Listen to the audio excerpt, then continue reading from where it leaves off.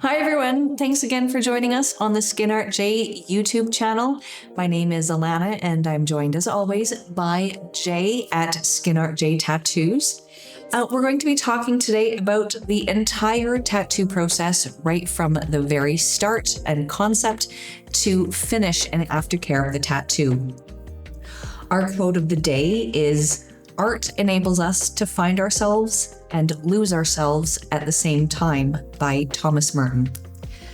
Our fact of the day is the oldest evidence of tattoos is over 5,000 years old from the mummy Otzi, who was found in the Italian Alps. And I was surprised by that, but we learned on another episode that Italy has the longest history of tattoos. So that's very interesting. It is. And then I was aware that it was somewhere in the Alps that there was a mummy it rang a bell. I love that.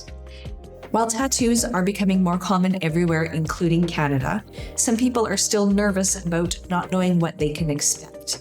In today's episode, we discuss the entire tattoo process from start to finish in hopes of demystifying it for people who are interested. So, Jay, there are several steps to getting a tattoo, from finding an artist and picking the artwork. Why don't you tell us a little bit about the best way to find an artist that you would like to tattoo on your body? The most common way that I know of to kind of find an artist is Instagram. Instagram is the hot spot for a lot of artists because it does allow us to advertise ourselves. And from there, it's figuring out what kind of style someone wants. So when a person comes in that doesn't have any ideas of what they want, but they want a tattoo, I commonly suggest for them to start saving the photos that they find they're drawn to, the tattoos that they like. And then from there, they can kind of narrow and figure out, all right, this is the style I want. And then they can start matching it to the different artists that do that kind of specific work for them. And from there, it's them approaching and figuring out their budget and what they want from that experience and aligning it so that they can have the best opportunity of that. Excellent. So they should really keep in mind the art that they are interested in and finding an artist that matches, that will do the style that they're interested in. That's a huge part, yes. Okay, perfect. What is the difference between choosing a flash design or getting a custom design made? So custom is something where someone's coming in and they're letting us know that they want something similar to what they brought, or giving us ideas and how they want it to look for themselves, to which we get to play with it and create something custom. Flash is something that the artist typically has come up with themselves and has produced that they want to create or they want to do on someone. And if someone likes it, then they can receive that. Okay, excellent. Is it more expensive to get a custom design than choosing from a flash gallery? Not necessarily. Commonly, flash pieces do tend to have either set rates or reduced rates, as the artist really wants to create that kind of artwork and push for their style in that direction. So a client, if they do just want some artwork that they enjoy from that artist, could potentially go that direction with it. Custom could potentially be more depending on the design itself, how big it is. So different factors in it, but I would say for the most part, I would think that flash would be a little more cheaper than getting something customized. Excellent. And do you require a deposit before you start creating a custom piece for someone? Yes, every single time. All right. That's good to know.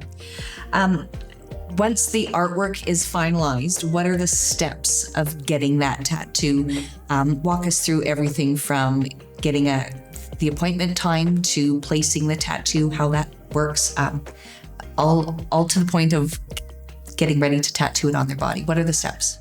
So the beginning part is consultation, talking to your artist, making sure you're on the same page, creating artwork. I have switched over to allowing someone to see it 3 days prior to their meeting or their tattoo time. Then the day of, you're showing up. You are ideally prepared depending on if it's a longer session or a shorter session for whatever comfort that you might need. So if you want to bring a blanket to keep yourself warm, or if you want slippers, something to keep you cozy. And then from that is listening to your artists. They're going to walk you through, ideally, prepping the skin, cleaning it, getting that stencil on, making sure that both are happy with the placement of it, and then depending on the position or placement of the person, get them in certain sitting positions to getting the tattoo complete, sitting still during the process. There's many times where I've had it that a client doesn't think that they're moving, yet as I try to stress or emphasize towards everything is any part of your body that you're moving is connected to the rest and it will impact it. So people texting, people moving their feet, that all interacts with the rest of your body. So sitting as still as you possibly can, to then getting bandaged, getting up to the front and paying for your tattoo.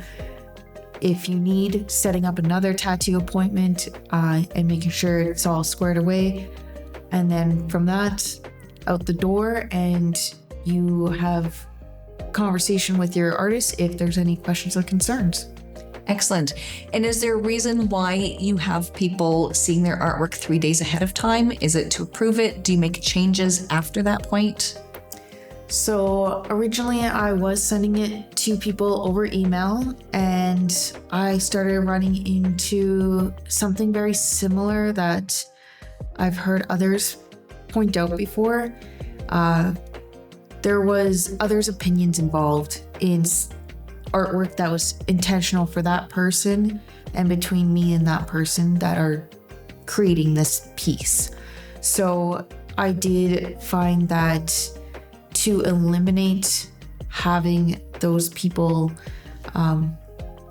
give their other opinions on something that isn't theirs to receive, I started doing it more the 3 days before, so that the client still has the opportunity to see it. I still have the opportunity to tweak anything if changes need to be made.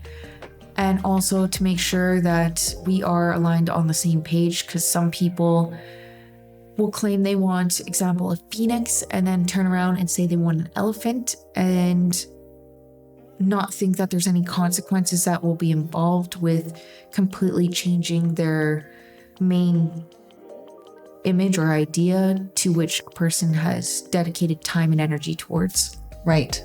Okay. And how will a person know if they need a touch-up after their tattoo is completed? If there's anything that has faded or has not stayed properly, or if even there has been instances where it happens, someone's going to bed and they forget that they have a tattoo and the bed sheet gets stuck and they pull on it. It can pull out ink. So there's multiple varying factors of why someone could come in, but generally if it's faded or if it's not fully in place like it's intended to be. Okay. And how long should they wait before contacting the artist to let them know that they think a touch-up is needed? There really isn't quite a time limit. Some people preemptively already think that they're going to want to touch up, and they do that and book it right after the session, which if they don't need it, it can get canceled, or if they do need it, it's there. Other times it can be that month grace period where they finally heal and everything's settled, because we can't do anything in between that, and then reaching back out and making sure it's within the 3 months period to come back in and get anything done that needs to be done. Perfect. And what are some of the reasons people want to touch up? Is it color that hasn't gone in? Is it lines that aren't quite finished? Like what are the most common reasons people get touch-ups? I can be just a spot wasn't saturated enough, or it could be there's something with the lines that just need a little tweak, or it could be once again clients that have had issues while they were healing it. And another instance I've had people use is their animal has scratched their skin while they were healing and it ripped off the scab, stuff like that. Okay, excellent. And if people are having questions about the healing process while they're going through it, the best thing to do would be what? To reach out. Reach out, contact their artist? Yeah. Excellent.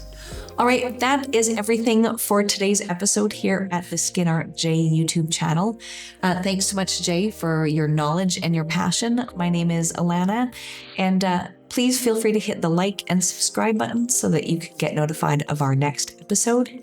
And visit Jay's website, www.skinartjtattoos.com, on Instagram at SkinArtJ, on Facebook at SkinArtJ, and TikTok, SkinArtJ. Thanks so much, and we'll see you next time.